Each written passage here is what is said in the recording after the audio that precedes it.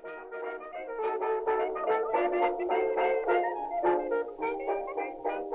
ora, my name's Alex from Wonderhorse, and in collaboration with Whisky Galore, I'll be showing you how to make a hot cross Bobby Burns with some of their whiskey. For that collaboration, I think immediately I got told to keep it simple, and then I've added a couple of hopefully fun steps for you to be able to complete at home.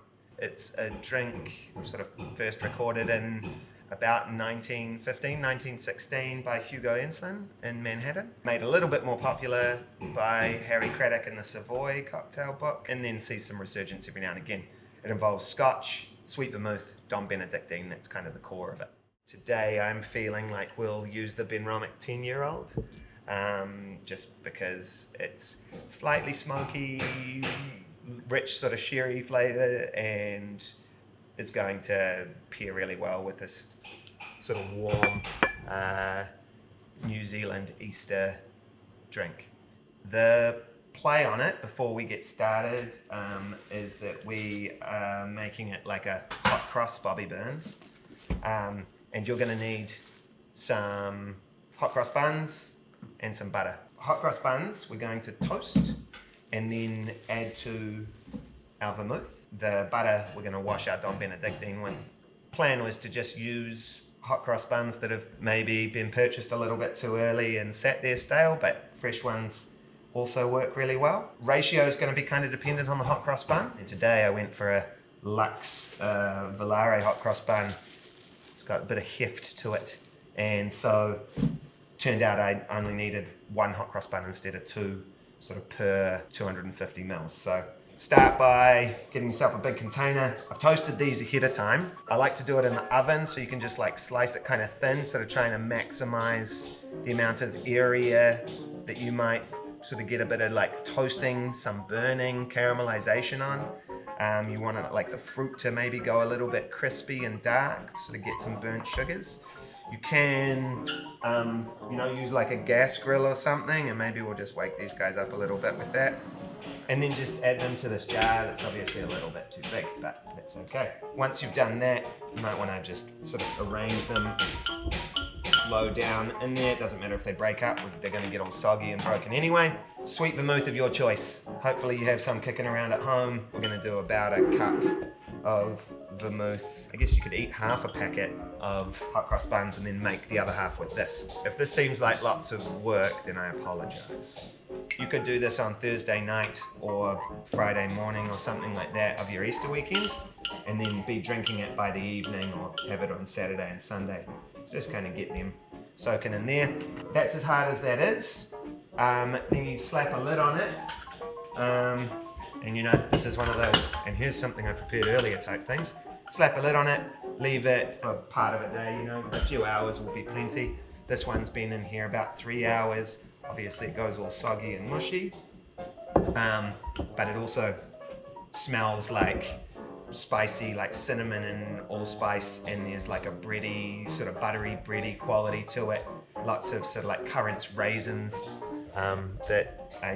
delightful. Next up, you'll just need a strainer, and we'll use a coffee filter here, but you can use like a Chuck's cloth or a old like tea towel or napkin that's nice and clean, and just wet it first. This one I'll just wet it with a little bit of the vermouth. If it goes slow, like sort of don't worry about it too much. We're going to try not to press the bread too much in here, but it will inevitably want to, like if you've got time, just leave it essentially, and that'll take a moment to drain. And once it's all drained out, you can do whatever you like with these. I would throw them out, but you could feed them to your slightly drunk guests. And then just bottle this back up and refrigerate it, or put it in a jar or whatever you like. I'll take you on to the next step, which is butter washing this Dom Benedictine. If you don't have Dom Benedictine, and I feel like it's probably a product that lots of people don't have to use or deal with, you can use a lot of other sort of herbal liqueurs. Yellow chartreuse or something probably works okay. Again, classically it should be this. Dom Benedictine is French liqueur, sort of honey, and then lots of delicious spices. It's roughly an ounce or sort of 28-30 grams of butter per 100 mils of Dom Benedictine. Throw that in a saucepan and just heat that up. You could choose to brown the butter a little if you wanted to add almost like a nuttiness. Next up, you can measure up the Dom Benedictine, so I'm just going to use this jar, weigh out 200 mils of that. Then you're going to just pour this in to your Dom Benedictine and just place a lid on it and just give it a good shake. And then you're going to leave it out at room temp, shake it just periodically, regularly enough for a couple of hours, and then place it in the freezer. Should end up with like a relatively solid chunk on top. We'll strain this. This time I'm going to use this Chuck's cloth and just let that sort of cruise through there. Then you'll need a mixing vessel of any sort, could be a jar. We're going to start with just a couple of dashes of Angostura bitters, about 20 mils of our hot cross bun vermouth, 15 mils of our Buttery Dom Benedictine, and then we're going to do 45 mils of the Benromac 10-year-old. Then add some ice.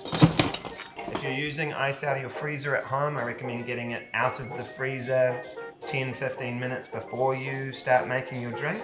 All the ice that we use in a bar is around 0 degrees, just under 0 degrees. We're going to stir this for 25 seconds roughly.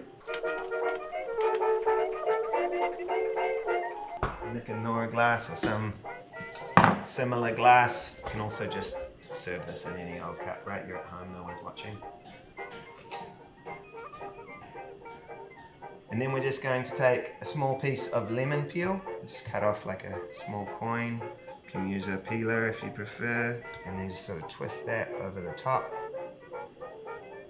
When you're doing that, try not to go straight over the top, just roughly 45-degree angle off to the side of the glass. Some of the more like bitter, stringent oils from the lemon peel, they're quite heavy. They should fall straight away. You'll just end up with really bright lemony flavor on top. And there's your drink. Enjoy it with a hot cross bun. Perfect.